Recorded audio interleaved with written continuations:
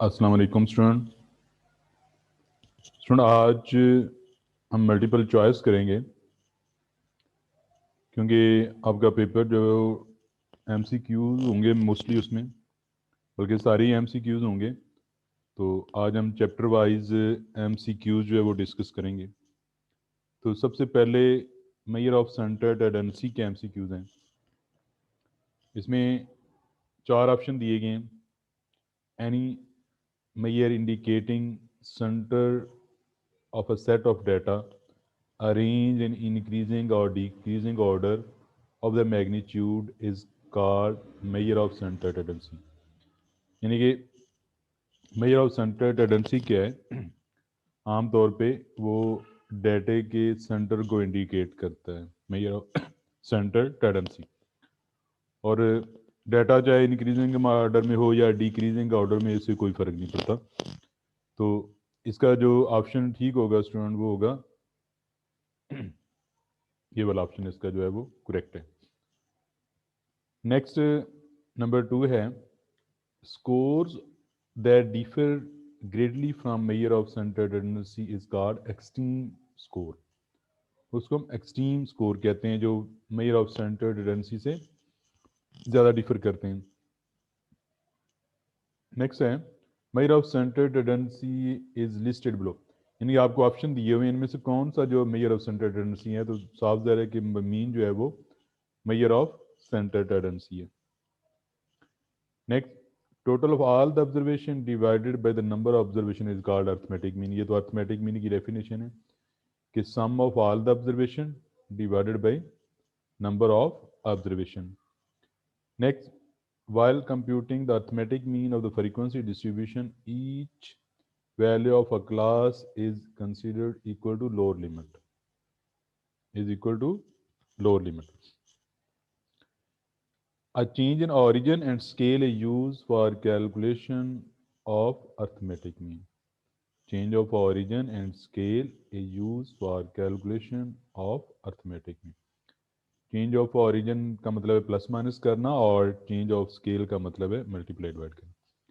The sample mean is statistic. X bar को statistic कहते हैं और म्यू को पैरामीटर कहते हैं। म्यू को क्या कहते हैं? पैरामीटर कहते हैं। जो स्टैटिस्टिक है वो सैंपल से कैलकुलेट जो मीन किया जाता है उसको कहते हैं, और जो पॉपुलेशन से कैलकुलेट किया जाए उसको पैरामीटर कहते हैं।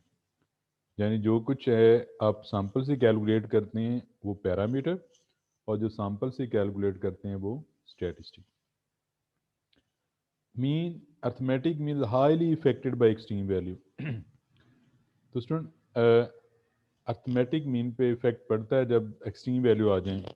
मसलन आपके पास कोई डाटा है जिसमें एक्स की वैल्यू 1 2 3 4 5, अब ये नॉर्मल की वैल्यू, रूटीन की वैल्यू आ रही हैं, थोड़े से डिफरेंस में आ रही है, एकदम एक एक्सट्रीम वैल्यू आ जाती है, 100 आ जाती है, तो इससे मीन पे इफेक्ट होगा। तो ये इसको हम कहते हैं एक्सट्रीमली लार्ज वैल्यू। उसके बाद अर्थमेटिक मीन के 3 फॉर्मूले लिखे हुए हैं। ये डायरेक्ट है, ये शॉर्ट है, ये कोडिंग है, और तीनों के तीनों ठीक हैं। तो लिहाजा इसका ऑप्शन क्या होगा? All of the above. Next है if a constant is added to every observation of the data, an arithmetic mean is obtained by adding the constant। यहाँ पे स्टूडेंट आपने याद रखना है कि अगर कांस्टेंट वैल्यू इज एडेड तो यहाँ पे आएगा एडिंग द कांस्टेंट। अगर है सबट्रैक्टिंग, यहाँ पे कांस्टेंट वैल्यू सबट्रैक्टेड, फिर आ जाएगा सबट्रैक्टिंग द कांस्टेंट। अगर यहाँ पे आ जाए कांस्टेंट वैल्यू इज मल्टीप्लाइड तो यहाँ पे आ जाएगा मल्टीप्लाइंग द कांस्टेंट। अगर कांस्टेंट वैल्यू इज डिवाइडेड तो आ जाएगा डिवाइडिंग द कांस्टेंट। तो ये मैंने चारों ऑप्शन आपको यहाँ पे बता दिए हैं। ये तो एक के लिए, तो मैंने चारों के लिए बता दिए कि यहाँ पे एडेड हो एडिंग द कांस्टेंट, यहाँ पे सबट्रैक्टेड हो सबट्रैक्टिंग द कांस्टेंट, यहाँ पे मल्टीप्लाइड हो मल्टीप्लाइंग द कांस्टेंट, और यहाँ पे अगर डिवाइडेड हो तो dividing the constant.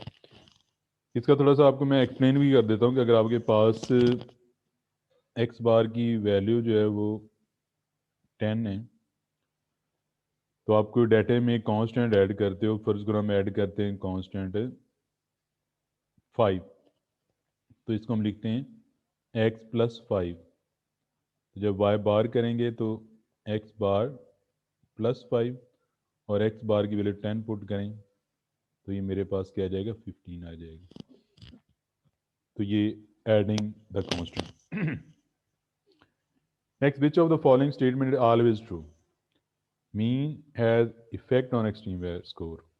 Median has effect on extreme score. Extreme score have an effect on median.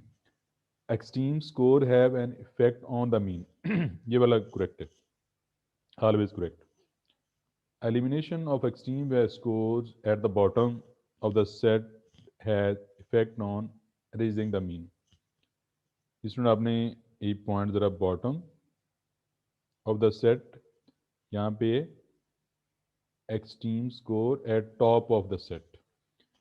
जब at the bottom of set से एक्सट्रीम वैल्यू को एलिमिनेट करते हैं तो क्या होता है, रेजिंग द मीन, और जब टॉप पे करते हैं तो फिर क्या होता है, लोअरिंग द मीन। एलिमिनेट करना, निकाल देना, यानी कि डिलीट कर देना। Next, sum of deviation taken from mean is always equal to 0। ये आपने याद रखना है कि sum of deviation about mean always equal to 0। अच्छा सुनो, इसको फॉर्मूले की सूरत में हम इस तरह लिख सकते हैं, summation x minus x bar equal to 0। ये अनग्रुप डाटे के लिए और ये ग्रुप डाटे के लिए। इसे कहते हैं sum of deviation about mean always equal to 0।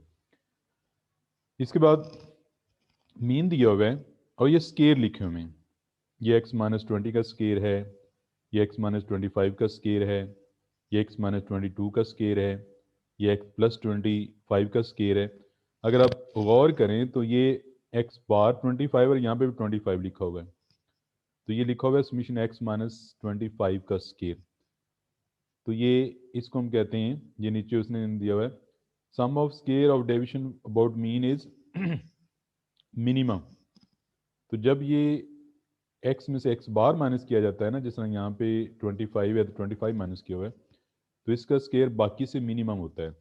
यानी कि अगर इसका टोटल दिया जाता उससे मिनिमम होता, इसका टोटल दिया जाता उससे मिनिमम होता।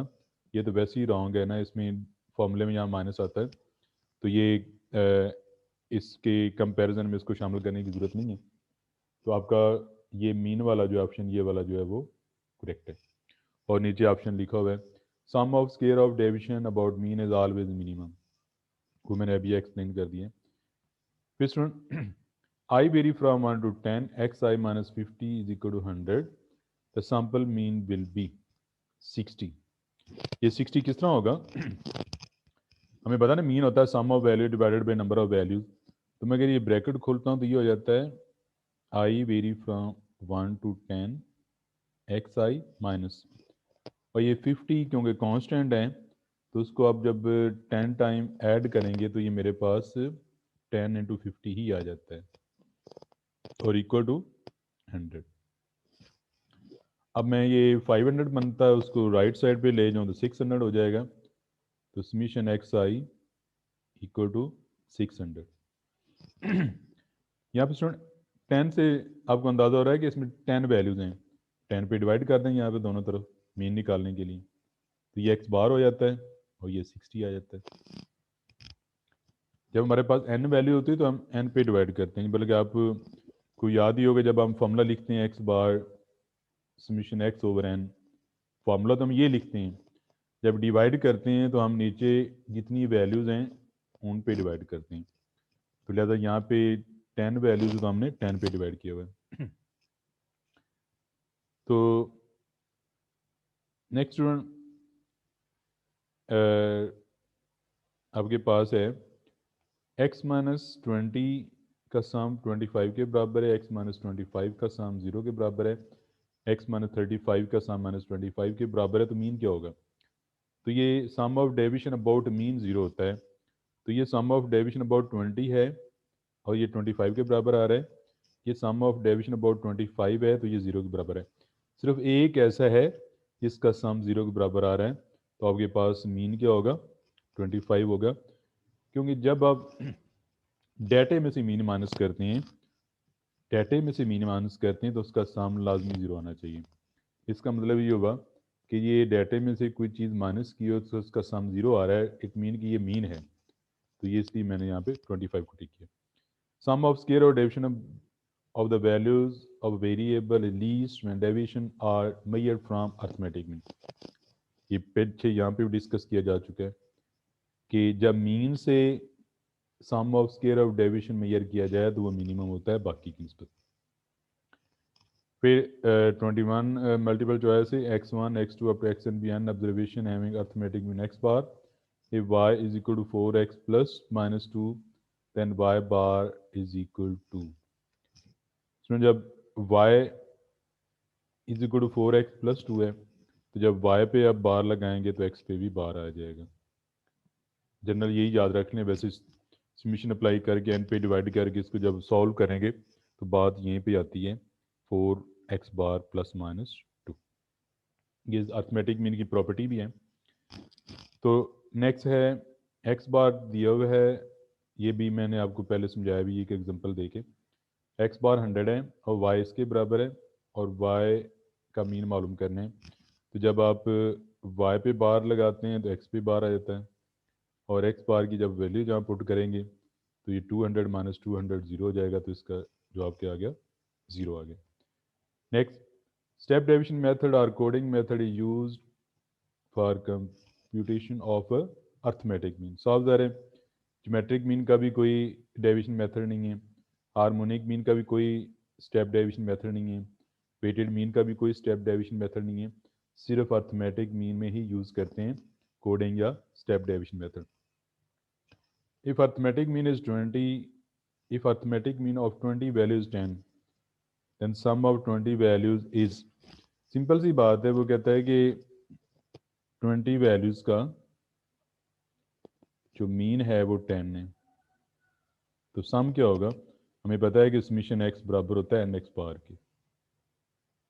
तो यहाँ पे आप वैल्यू पुट कर दें 20 इंटू 10, तो ये 200 आ जाएगा। क्योंकि ये फॉर्मूला तो आपने पढ़ा हुआ है ना, x bar summation X over N. तो ये 20 वाला ऑप्शन ठीक हो गया। तो स्टूडेंट ये आज के लिए इतनी काफ़ी। इंशाल्लाह नेक्स्ट लेक्चर में हम अगले मल्टीपल चॉइस करेंगे। थैंक यू, अल्लाह हाफिज़।